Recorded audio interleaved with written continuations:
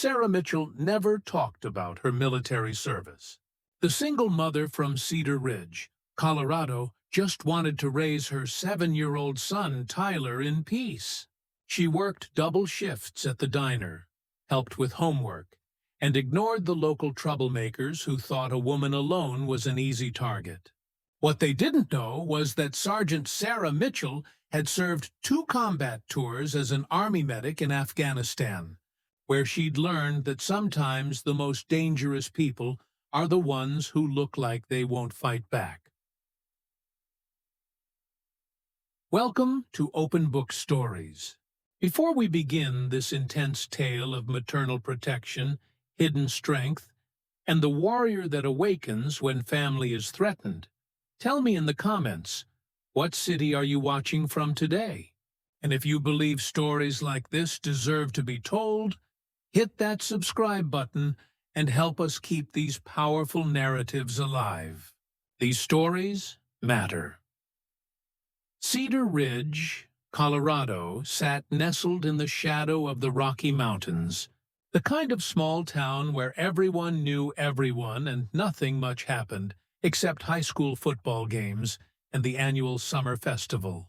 Population 3,200. It was exactly the sort of place where someone could disappear from their old life and start fresh. Sarah Mitchell had chosen Cedar Ridge for that very reason 8 years ago. She'd arrived with a 7-month-old baby, a small savings account, and a determination to build a quiet, normal life for her son, Tyler. No questions asked, no explanations given. Just a young mother looking for somewhere safe to raise her child. She'd found work at Murphy's Diner on Main Street, the kind of place where ranchers came for coffee before dawn and high school kids gathered after football practice. Sarah was a good waitress, efficient, friendly enough, but never intrusive. She remembered orders, kept coffee cups full, and minded her own business. The customers liked her. She had an easy smile and a way of making people feel comfortable. What they didn't notice were the subtle things that set her apart from other small-town waitresses, like how Sarah always positioned herself where she could see the entire dining room, how her eyes would automatically track everyone who entered or left, how she moved with an economy of motion that spoke to training most people wouldn't recognize, or how she parked her 10-year-old Honda Civic facing out, keys always in her pocket, ready for quick departure. Sarah's a hard worker, Murphy himself would say. Reliable, keeps to herself, but that's not a bad thing in a small town. Sarah lived in a modest 2-bedroom apartment above the old barber shop on Elm Street. The rent was cheap, the location was safe, and it was walking distance to Tyler's elementary school. Perfect for a single mother trying to stretch every dollar. The apartment was spartanly furnished but comfortable. A couch from the thrift store, a small dining table, Tyler's drawings covering the refrigerator. The only hint of Sarah's past was a locked metal box pushed far under her bed, containing things a diner waitress had no reason to own. Tyler was 7 now, with sandy hair and his mother's green eyes. He was a good kid, polite, curious, protective of his mother in the way children of single parents often are. He'd never known his father, and Sarah had never volunteered information about him. "Where's my daddy?" Tyler had asked when he was 5. "He's not part of our story," Sarah had replied gently. "It's just you and me, buddy. Is that okay?" Tyler had nodded. It was more than okay. Sarah was his whole world, and he was hers. Their routine was simple and comforting. Sarah worked the morning shift at the diner, picked Tyler up from school at 3:15, helped him with homework, cooked dinner, and read him stories before bed. Weekends meant trips to the library, hikes in the mountains, and quiet afternoons in the park. It was the life Sarah had dreamed of during long nights in Afghanistan, when mortar rounds shook the medical tent, and she wondered if she'd ever see home again. Peaceful, normal, safe. For 8 years, it had been enough. The trouble started in September, just after Tyler began second grade. The Wolves weren't a real gang, not like the organized criminal organizations Sarah had dealt with overseas. They were local troublemakers, mostly teenagers and young men in their early 20s, who'd never found their way out of Cedar Ridge. They dealt small amounts of drugs, stole from unlocked cars, and generally made life unpleasant for anyone they perceived as weak or different. Their leader was Jake Morrison, 24 years old, with prison tattoos and a reputation for violence that kept most people from challenging him. Jake had been in and out of county jail since he was 16, never for long enough to learn any real lessons. Sarah first encountered them on a Thursday evening in late September. She was walking home from the grocery store, Tyler's hand in hers, when 3 young men blocked their path on the sidewalk. "Well, well," Jake had said, looking Sarah up and down with obvious intent. "If it isn't the pretty little waitress." Sarah had stepped slightly in front of Tyler, her free hand instinctively moving to her hip, where a service weapon would have been carried in another life. "Excuse me," she'd said politely. "We'd like to get by." Jake's companions, Danny Reeves and Carlos Martinez, both in their late teens, had snickered. Jake himself had smiled, but there was nothing friendly in it. "What's the hurry? We're just being neighborly, introducing ourselves." "I appreciate that," Sarah had replied, her voice calm but firm. "But we need to get home. Tyler has homework." She'd tried to step around them, but Jake had moved to block her path again. "You know," he'd said, "a woman alone in a town like this. She needs protection. Never know what kind of dangerous people might be around." Sarah had looked directly at him then, and for just a moment, something flickered in her eyes that made Jake take an involuntary step back. "I can take care of myself," she'd said quietly, "and my son."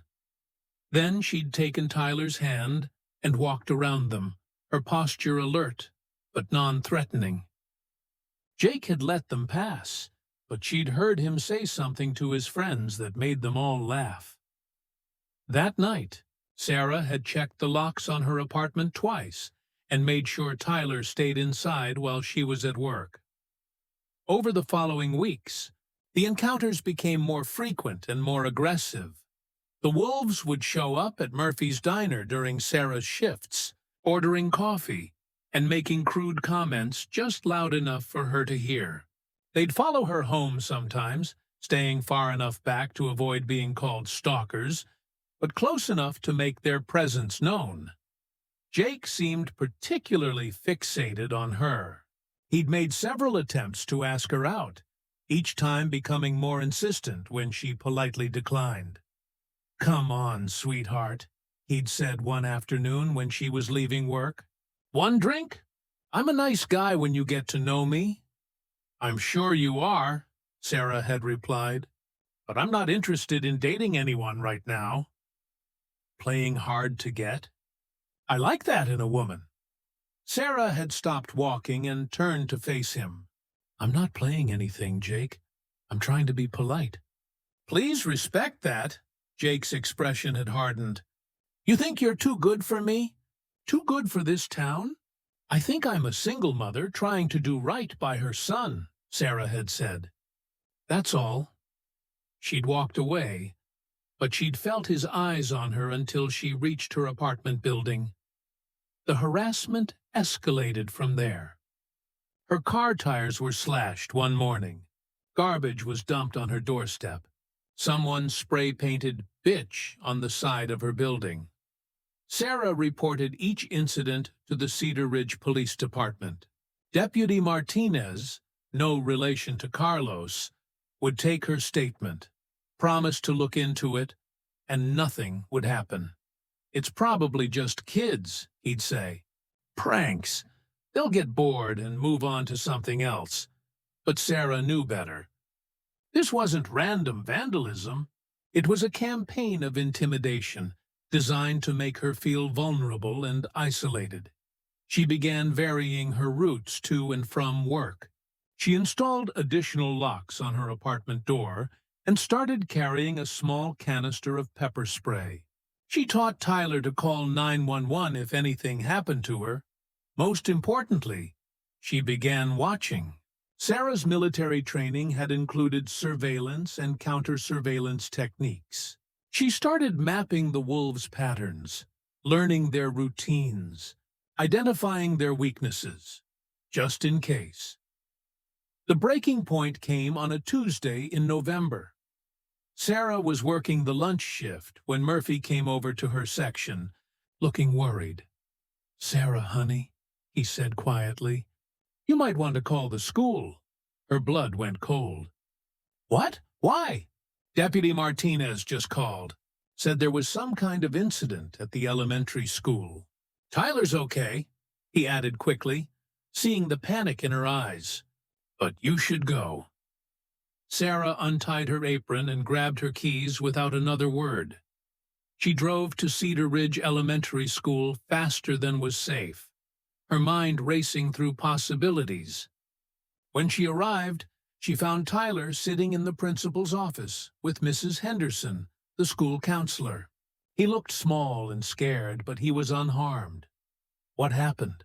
Sarah asked, kneeling down to hug her son. Principal Johnson explained. Tyler had been walking to the playground during recess when 3 older boys, not students at the school, had approached him near the fence that separated the playground from the street. "They asked him about you," Principal Johnson said. "Asked if you had a boyfriend, if you had any man friends who might come around." When Tyler said no, they told him that was too bad. Said his mama was going to need some protection. Sarah's hands clenched into fists. "Did they touch him?" "No, ma'am, but they scared him pretty good." Tyler ran back to his teacher and told her what happened. "Did anyone see these boys? Can you identify them?" The teacher saw them from a distance. She said they looked like teenagers, maybe early 20s. They drove off in a dark pickup truck when she started walking toward them. Sarah knew exactly who it was. Jake Morrison's truck was a dark blue Chevy Silverado with a dented rear bumper.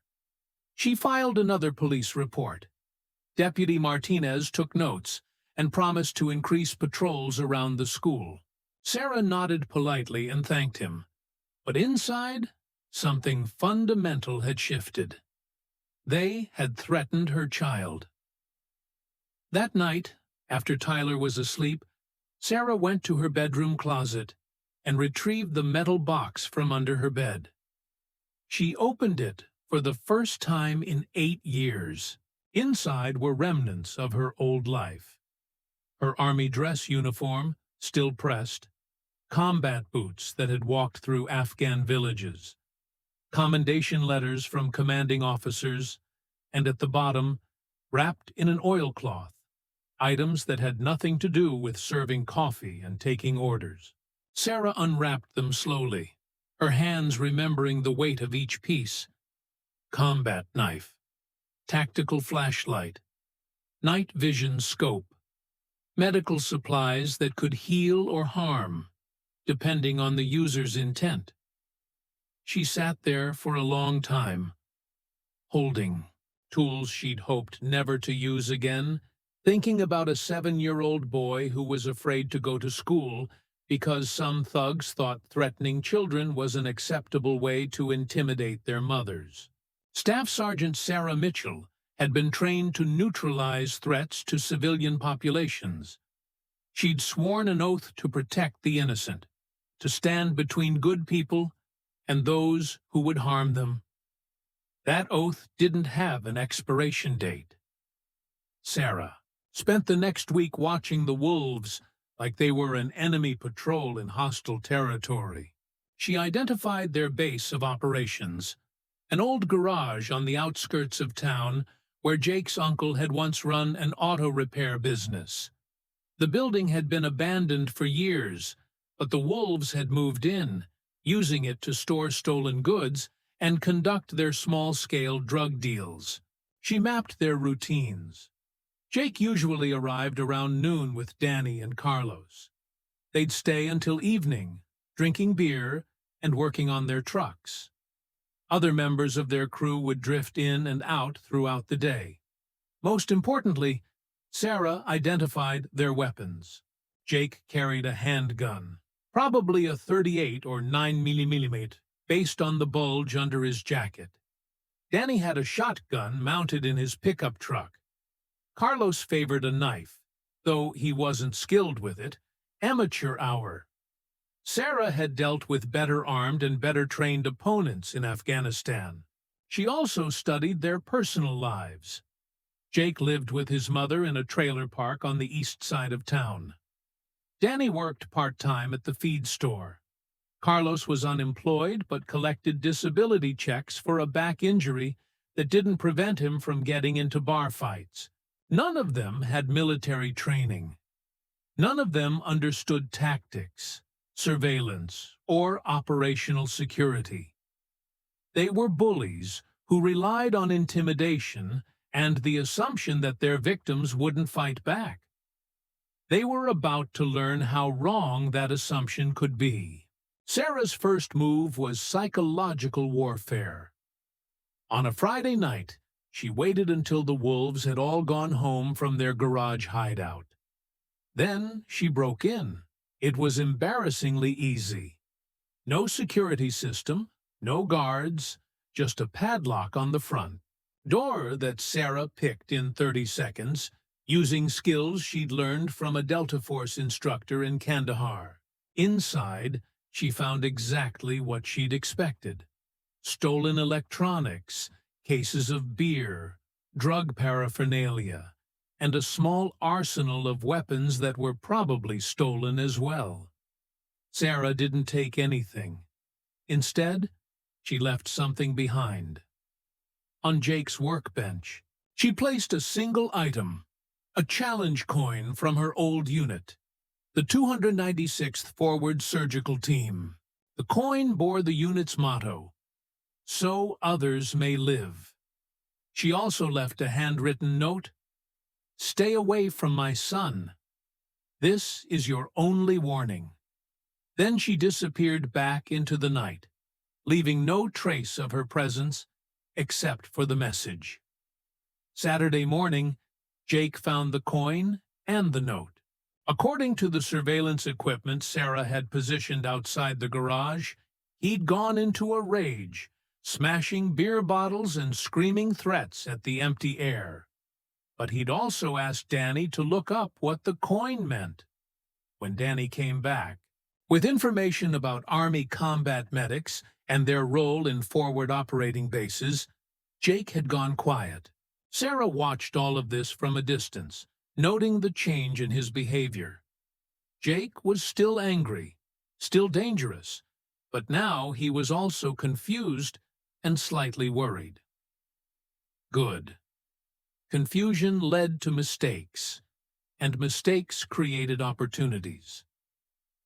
The final confrontation came sooner than Sarah had expected. On Monday afternoon, she was walking to pick up Tyler from school when Jake's truck pulled up beside her.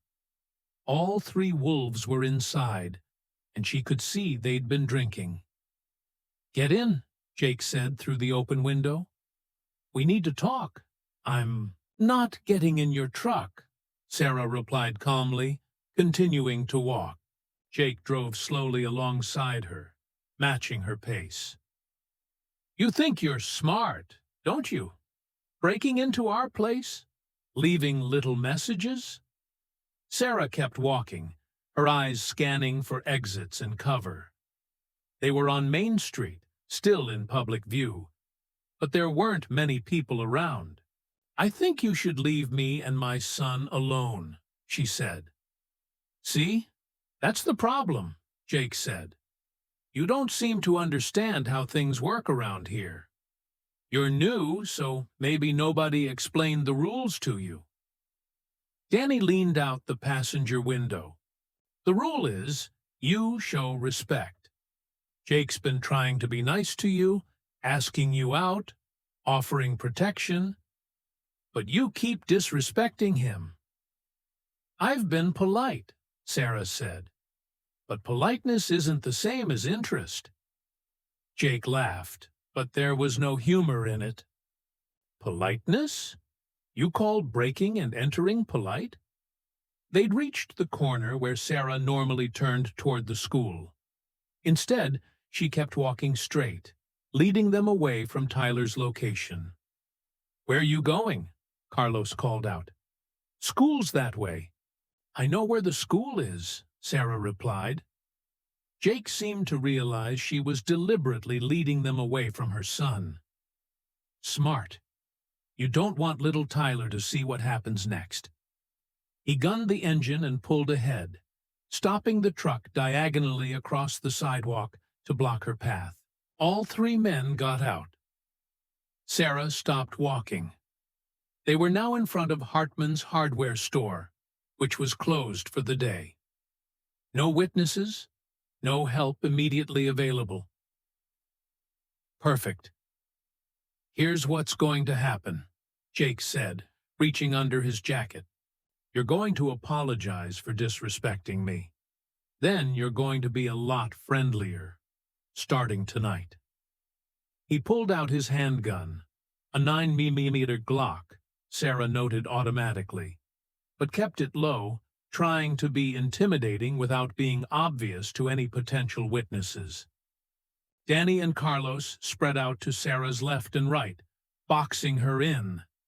Sarah looked at the three men surrounding her and felt something she hadn't experienced in 8 years.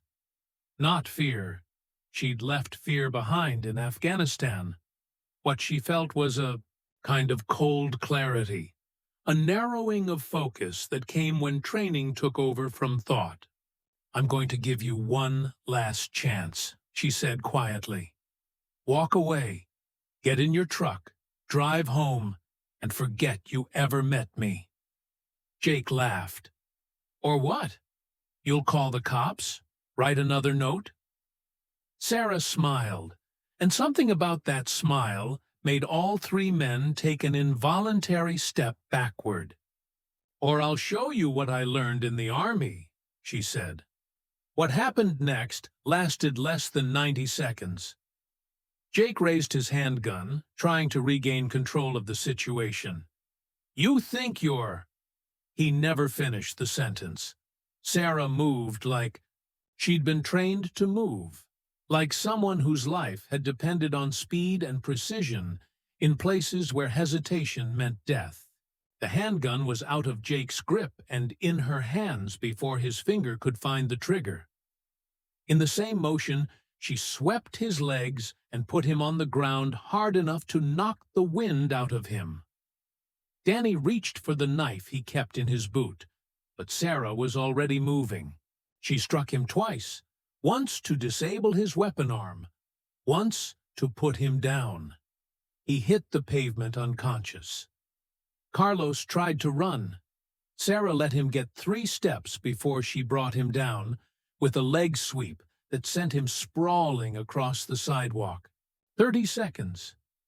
3 armed men neutralized without a shot, fired or a life lost. Sarah knelt down next to Jake, who was still gasping for breath, and spoke quietly. My name is Staff Sergeant Sarah Mitchell, 296th Forward Surgical Team, United States Army. I served 2 combat tours in Afghanistan, where I learned to keep soldiers alive under fire and eliminate threats to civilian populations. She held up his own handgun, checking the safety. This is a Glock 19, 9mm, 15-round magazine. Decent weapon, but you don't know how to use it properly. Your grip is wrong, your stance is wrong, and you've never been in a real fight in your life." Jake tried to speak, but she continued. "I also know that Danny keeps a shotgun in his truck, but hasn't cleaned it in months, which means it might jam when he needs it most. Carlos carries a switchblade, but holds it like he's cutting steak instead of defending his life. And none of you have the training, discipline, or courage to use those weapons against someone who knows what they're doing." She stood up, still holding the Glock. "Now here's what's going to happen. You're going to get in your truck and drive away. You're going to stop dealing drugs, stop stealing from people, and stop acting like this town belongs to you. You can't just," Danny started to say, struggling to sit up. "More importantly," Sarah continued, ignoring him, "you're never going to come near me or my son again. You're not going to drive by our apartment. You're not going to show up at his school. You're not going to so much as look in our direction if you see us on the street." She knelt down next to Jake again. "Because, if you do, I'll show you some other things I learned in the Army. Things that aren't as gentle as what just happened here." Jake nodded frantically. Sarah unloaded the Glock, pocketed the magazine, and tossed the empty weapon back to Jake. "Get out of Cedar Ridge," she said. "All of you. Find somewhere else to cause trouble." As the three men limped back to their truck, Sarah called out one last instruction. "And clean up that garage before you leave. The town deserves better." The wolves left Cedar Ridge that night. Jake, Danny, and Carlos loaded their belongings into 2 pickup trucks and drove out of town without telling anyone where they were going. The abandoned garage was left cleaner than it had been in years. Word spread quickly through a small town like Cedar Ridge, though the details got more elaborate with each telling. Some people said Sarah had single-handedly fought off 6 armed men. Others claimed she'd been a Navy SEAL or a CIA operative. Sarah neither confirmed nor denied any of the rumors. When people asked her directly about what had happened, she'd simply say, "I was trained to protect people. That's all." Deputy Martinez stopped by Murphy's Diner the following week, ostensibly for coffee, but really to satisfy his curiosity. "Sarah," he said, sitting at the counter, "I've been getting some interesting reports about you." She refilled his coffee cup. "Oh? People are saying you had some military training, that you handled those troublemakers who've been bothering folks around town." Sarah wiped down the counter. "I served in the Army for 6 years. Medical Corps, combat, Afghanistan. 2 deployments." Deputy Martinez nodded slowly. "That explains a lot. I did 3 tours in Iraq myself. Marine infantry." He sipped his coffee, studying her face. "You know, we've been trying to get rid of the wolves for months. Couldn't make anything stick, legally speaking. Sometimes the legal system needs help," Sarah said quietly. "Sometimes it does." He left a $5 tip on a $3 check. "Thanks for the coffee. And thanks for making our town a safer place." After he left, Murphy came over with a grin. "Sarah, honey, I've been getting calls all morning. Seems word is getting around that you're not someone to mess with." "I just want to do my job and raise my son," Sarah said. "Well, you'll have plenty of customers for that. Half the town wants to come in just to meet the waitress who ran off the wolves." Sarah smiled. "As long as they tip well." 6 months later, Cedar Ridge had returned to the quiet, peaceful town Sarah had chosen for her son. Crime was down, people felt safer walking at night, and the abandoned garage had been converted into a community center. Sarah still worked at Murphy's Diner, still lived in the apartment above the barber shop, still walked Tyler to and from school. But something fundamental had changed in how the town saw her. She wasn't just the quiet single mother anymore. She was Sarah Mitchell, the woman who'd stood up to the bullies when no one else would. Parents nodded respectfully when they passed her on the street. Veterans sought her out for conversation about service and sacrifice. "Mom," Tyler said one evening as Sarah was helping him with homework, "are you a hero?" Sarah considered the question seriously. "I'm someone who believes in protecting the people I care about," she said. "Does that make me a hero?" Tyler nodded solemnly. "I think it does." "Well then," Sarah said, ruffling his hair, "I guess I'm your hero." And that was enough. Sarah had found what she'd been looking for when she came to Cedar Ridge 8 years earlier. A place where she could be both mother and protector, where her past served to secure her future, where the warrior and the caregiver could coexist in peace. The metal box was back under her bed, its contents wrapped in oilcloth and stored away. But Sarah no longer saw it as a shameful secret. It was insurance, a reminder that some things were worth fighting for, and some people were worth protecting. In the distance, the Rocky Mountains stood guard over their small town, eternal sentinels keeping watch over the valley below. And in her apartment on Elm Street, another guardian maintained her own quiet vigil, ready to defend what mattered most. Tyler was safe. The town was safe. And Sarah Mitchell, mother, waitress, and warrior, had finally found her home. So now I ask you, have you ever met someone like Sarah Mitchell? A quiet person who revealed unexpected strength when circumstances demanded it? Someone who chose peace but never forgot how to fight for it? A protector hiding in plain sight until the moment their loved ones needed them most? Share their story in the comments. Tell us about the hidden guardians in your community, the warriors who traded battlefields for everyday life but never lost their edge when it came to protecting what they loved. If this story moved you, subscribe to Open Book Stories. We publish powerful narratives every week about ordinary people who become extraordinary when the stakes are highest, about the thin line between peace and protection, and the guardians who hold that line. We'll see you in the next story.